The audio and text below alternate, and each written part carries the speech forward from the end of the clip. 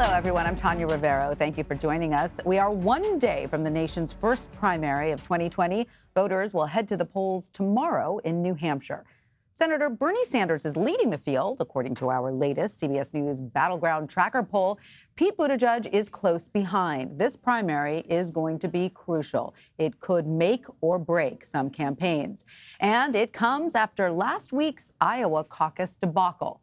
Buttigieg won the most delegates in Iowa with 14. Sanders had 12. And you can tell the pressure is on. These two candidates have been ramping up the attacks on one another. Skylar Henry has the latest.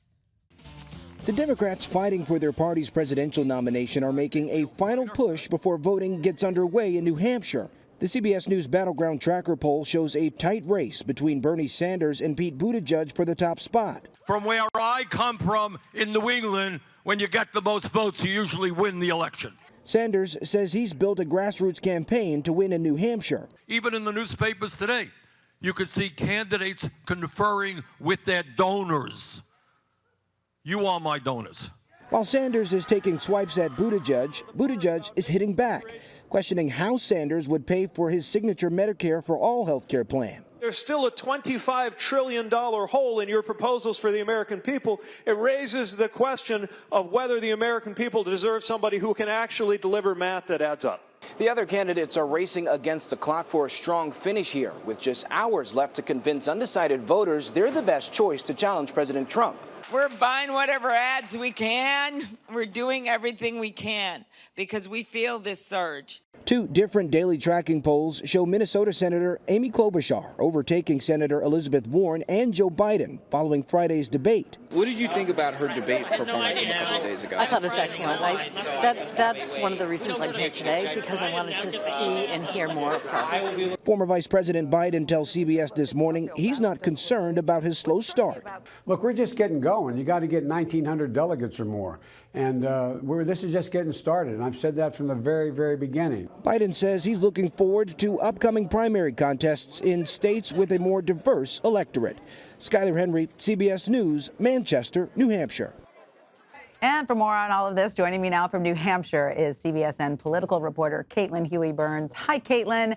So, boy, this is a big ramp up. We've repeatedly heard Buttigieg hit Sanders on paying for a Medicare for All system. He ramped up that criticism earlier today, saying Sanders' math about how to pay for the plan doesn't make sense.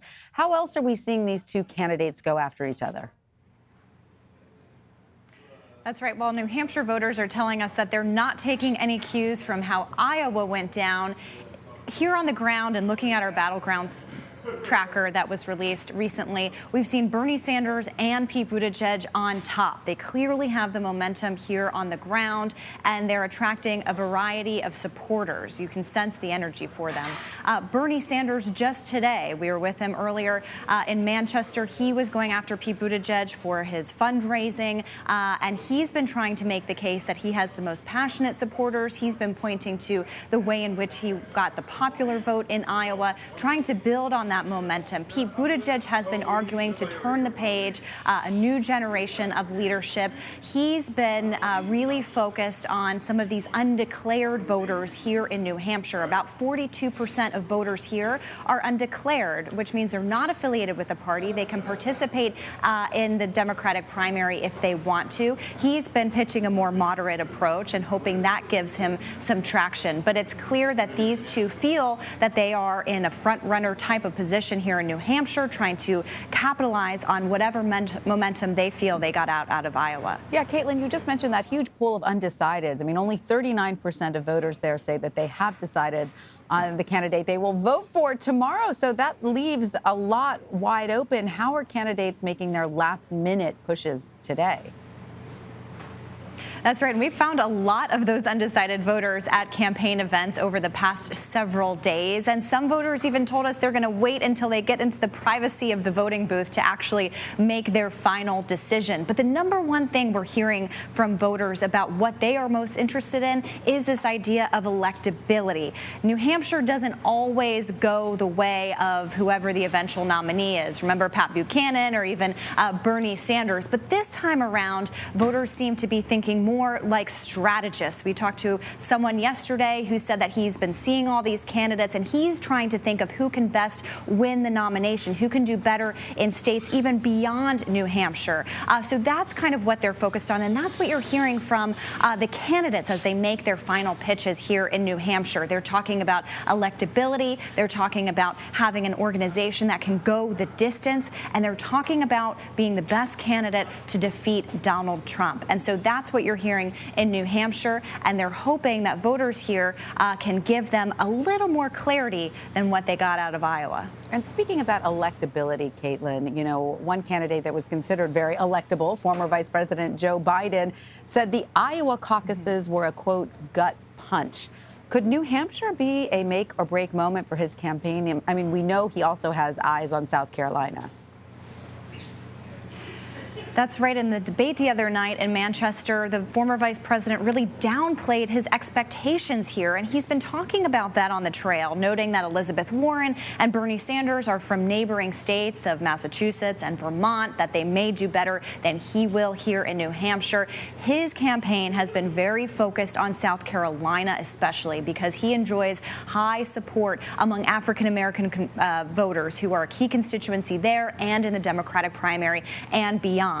But he's also been pitching himself as the most electable candidate, the one that can defeat Donald Trump and bring back those voters who went for Obama before and then switched to Trump in 2016. But his standing in Iowa, his showing in Iowa, and if he doesn't do well here in New Hampshire, and if he falls behind some of the other candidates who are trying to surge here, that does raise a lot of questions about that electability argument. If he's talking about winning back Trump voters, if he's talking about winning in battleground states, if he's not able to do well among Democrats, that does raise some questions about that strategy. And so then that's why you have other candidates like Amy Klobuchar trying to make a move here in New Hampshire after having a good showing in the Democratic debate the other night and raising a lot of money on the ground as well. And Pete Buttigieg, who has certainly sensed the momentum and an opening in a lane, and voters who may have been more inclined to Biden. Right. I want to go back to Amy Klobuchar, because you mentioned, obviously, she's another candidate looking for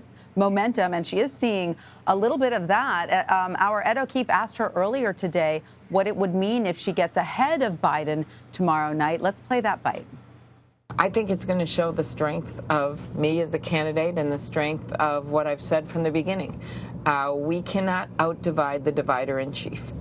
We need a candidate whose focus is on bringing decency back, and then understanding that while this is an economic check on this president because we don't have shared prosperity, it is also a decency check and a patriotism check. That's how you bring independents and moderate Republicans with you. So Caitlin, Klobuchar is seeing a rise in the polls, especially after her successful debate performance. Can you lay out the stakes for her campaign headed into Tuesday's primary?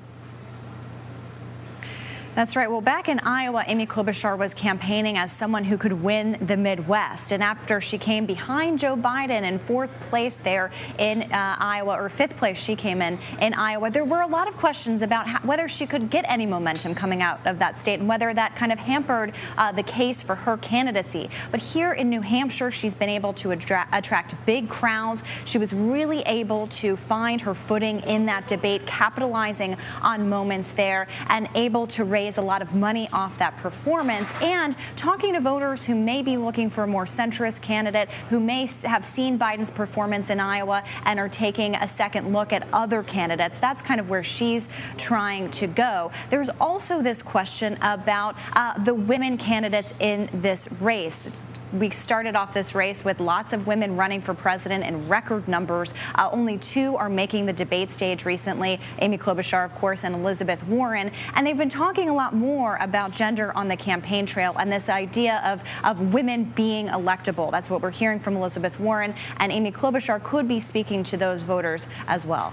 So, Caitlin, we know that one candidate who is very publicly not focused on New Hampshire is Michael Bloomberg. The former New York City mayor is instead blanketing the airwaves in Super Tuesday states, and he has spent over $300 million so far on campaign ads. From the voters that you've been speaking to, is all of that translating into an effective strategy on the ground? That's right. Michael Bloomberg is not competing in Iowa or New Hampshire, but in that CBS News Battleground Tracker poll, it showed a lot of voters are interested in his message, in his campaign. He's really been focused on the Super Tuesday states, the battleground states that he believes he can do well. And you're right, he has the momentum because he has tons of money. He has been able to support his own campaign that way. The big question I have is whether he, in fact, makes the debate stage in Nevada next week after Democrats have changed the requirements, no longer requiring that donor threshold of grassroots donations that Michael Bloomberg hasn't been taking. Does that change the dynamic at all? Does that change how voters might be reacting to his campaign? But his campaign is taking a success in the fact that the President Trump, who will be here in Manchester tonight, is going after Michael Bloomberg a lot on social media. He certainly gained the attention of the president. And for a Democratic candidate, that really helps you to be elevated in the minds of voters. All right. Well, lastly, Caitlin, we do know that you are there on the set of where our CBSN coverage from the primary is being held. What can we expect to see? Can you give us a little preview? That's right. We're here at the Bonfire Country Bar in downtown Manchester on Elm Street. So if you're in town tomorrow, you should stop by and see our set. Our fabulous crew has been working overtime to bring you an amazing set here. We've got CBSN going to be playing all over the TVs here at the Bonfire Bar. So stop on in and you can see us kind of break down all the results that are coming in tomorrow. The candidates like to remind us that New Hampshire is a primary, so there will be results on a paper ballot. So we'll be getting those returns. So we're really thankful to be here. So hospitable. We have this beautiful bar set up. I don't know if you can kind of see behind me, but everybody's kind of getting ready for a big night tomorrow. And we hope that you'll join us either here in person or at CBS and streaming all night long tomorrow. Well, it looks great. We can't wait for the coverage. Caitlin Huey-Burns, thank you so much.